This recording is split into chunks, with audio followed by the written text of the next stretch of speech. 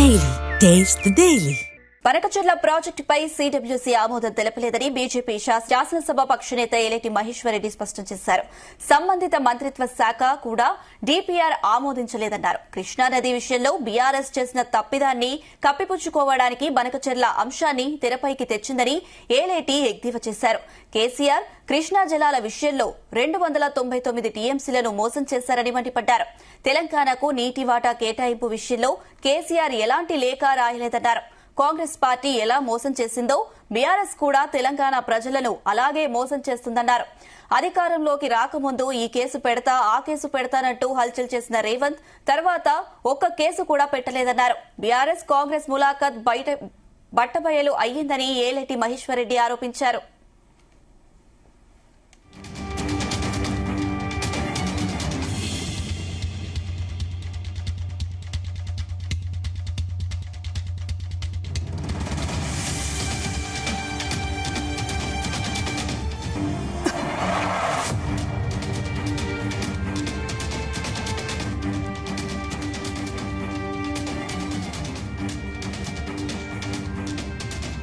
బనకచెర్ల ప్రాజెక్టుపై సిడబ్ల్యూసీ ఆమోదం తెలపలేదని బీజేపీ శాసనసభ పక్షనేత ఏలేటి మహేశ్వర్ రెడ్డి స్పష్టం చేశారు. ఇక సంబంధిత మంత్రిత్వ శాఖ కూడా డీపీఆర్ ఆమోదించలేదన్నారు.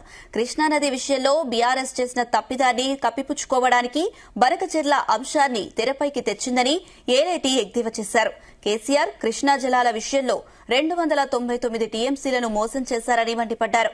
తెలంగాణకు నీటి వాటా కేటాయింపు విషయంలో కేసీఆర్ ఎలాంటి లేఖ రాయలేదన్నారు. కాంగ్రెస్ పార్టీ ఎలా మోసం చేసిందో బీఆర్ఎస్ కూడా తెలంగాణ ప్రజలను అలాగే మోసం చేసిందన్నారు. అధికారంలోకి రాకముందు ఈ కేసు పెడతా ఆ కేసు పెడతానంటూ హల్చల్ చేసిన రేవంత్ తర్వాత ఒక్క కేసు కూడా పెట్టలేదన్నారు. బీఆర్ఎస్ కాంగ్రెస్ ములాఖత్ బట్టబయలైందని ఏలేటి మహేశ్వర్ రెడ్డి ఆరోపించారు.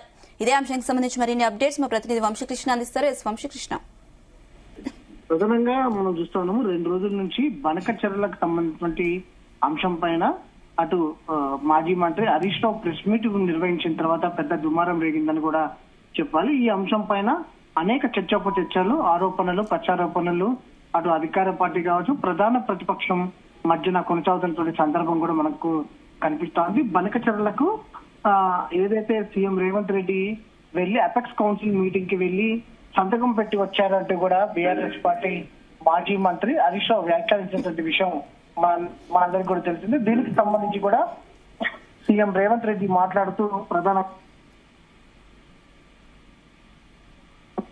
సీఎం రేవంత్ రెడ్డి కూడా కౌంటర్ ఇచ్చినటువంటి సందర్భం కూడా మనం చూస్తాం. ప్రజెంట్ ఇదే అంశం పైన బీజేపీ ఎమ్మెల్యే ఏలేటి మహేశ్వర్ రెడ్డి కూడా మాట్లాడటం జరిగింది.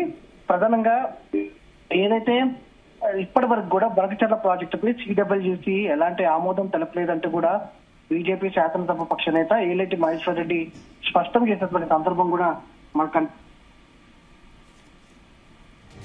దాంతో పాటుగా అటు ఏదైతే డీపీఆర్ ఆమోదించలేదన్నది కూడా తెలిపినటువంటి సందర్భం కూడా మనకు కనిపిస్తోంది. కృష్ణా నది విషయంలో బీఆర్ఎస్ పార్టీ చేసిన తప్పిదాన్ని కప్పిపుచ్చుకోవడానికి బనకచెర్ల అంశాన్ని తెరపైకి తెచ్చిందని కూడా ఏలేటి మహేశ్వర్ రెడ్డి చెప్పినటువంటి సందర్భం కూడా కనిపిస్తోంది. కేసీఆర్ కృష్ణా జలాల విషయంలో 299 టీఎంసీలను మోసం చేశారనేది కూడా మండిపడ్డారు.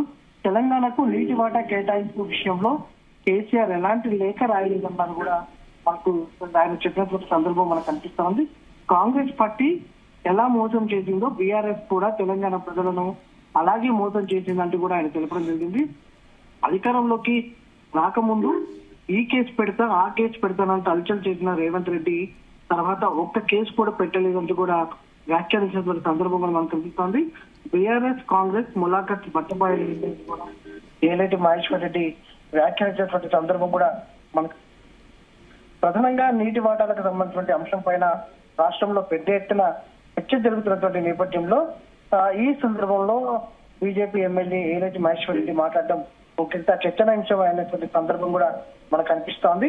ఓ పక్క బీఆర్ఎస్ పార్టీ ఏదైతే ఈ అంశం మీద ఏదైతే చంద్రబాబు నాయుడుకి ఏపీ ప్రజలకు మేలయ్యే విధంగా రేవంత్ రెడ్డి వెళ్లి అపెక్స్ కౌన్సిల్ లో సంతకం పెట్టారని బీఆర్ఎస్ పార్టీ వ్యాఖ్యానించడం జరిగింది. ఆరోపణ చేసినటువంటి పరిస్థితి మనం చూస్తున్నాము. మరోపక్క బనకచెర్ల అంశం పైన తాము ఎలాంటి నిర్ణయం ప్రకటించలేదని తాము ఇంకా ఈ అంశం మీద సుప్రీంకోర్టుకు వెళ్ళినట్టు కూడా ఉత్తమ్ కుమార్ రెడ్డి చెప్పినటువంటి సందర్భం మనం చూస్తా ఉన్నాము. ఇలాంటి సందర్భంలో బీఆర్ఎస్ పార్టీ చేసినటువంటి వ్యాఖ్యలు తప్పంటూ బీజేపీ పార్టీకి చెందినటువంటి ఏలైతే మహేశ్వర్ రెడ్డి వ్యాఖ్యానించడం ఒక రకంగా సంచలనమే అనేది కూడా మనం చాలా స్పష్టంగా చెప్పాల్సిన అవసరం ఉంది. ఏదైతే ఈ అంశం సంబంధించి అసెంబ్లీలో చర్చ జరగాల్సినటువంటి అవసరం ఎంతైనా ఉందనేది కూడా ఆయన వ్యాఖ్యానించినటువంటి సందర్భం కూడా మనకు కనిపిస్తోంది. కేసీఆర్ వచ్చాకే అపెక్స్ కౌన్సిల్ లో 299 టీఎంసీలకి ఒప్పుకొని వచ్చారంటూ కూడా ఆయన చెప్పినటువంటి సందర్భం. అంటే 811 టీఎంసీలు ఉండగా 299 టీఎంసీలకు ఆయన ఒప్పుకొని వచ్చారంటూ కూడా ఆయన వ్యాఖ్యానించిన సందర్భం కూడా మనకు కనిపిస్తోంది. రేవంత్ రెడ్డి ఎక్కడ సంతకం పెట్టలేదు చాలా ఏదైతే అన్నటువంటి సందర్భం కూడా మనకు కనిపిస్తోంది. మరోపక్క ఇద్దరు కూడా అటు కాంగ్రెస్ పార్టీ కావచ్చు, దాంతో పాటుగా బీఆర్ఎస్ పార్టీ కూడా అటు తెలంగాణ ప్రజలకు అన్యాయం చేసిన వాళ్ళే అంటూ కూడా ఆయన చెప్పిన సందర్భం. దాంతో పాటుగా ఇద్దరి మధ్య అటు బీఆర్ఎస్ కావచ్చు, కాంగ్రెస్ మధ్య కూడా ఇద్దరు మంచి అండర్స్టాండింగ్ లో ఉన్నారంటూ కూడా చెప్పినటువంటి సందర్భం మనకు కనిపిస్తా ఉంది. పాలమూరు రంగారెడ్డి ప్రాజెక్ట్ లో అనేక తప్పిదాలు ఉన్నాయి. కేసీఆర్ ఇరిగేషన్ లో ఎక్స్పర్ట్ అని చెప్పుకుంటారు. తెలంగాణ వచ్చాక కేసీఆర్ ఒక్క టీఎంసీ వాటర్ తెచ్చారా? దాంతో పాటుగా మాజీ ముఖ్యమంత్రి ఏపీకి సంబంధించి జగన్మోహన్ రెడ్డి ప్రతిరోజు 10 టీఎంసీలు నీరు ఎత్తుకపోయినా కూడా ఎందుకు సీఎం ఆనాడు సీఎం గా ఉన్నటువంటి కేసీఆర్ స్పందించలేదంటూ కూడా ఆయన వ్యాఖ్యానించినటువంటి సందర్భం కూడా మనం చూస్తూ ఉన్నాము.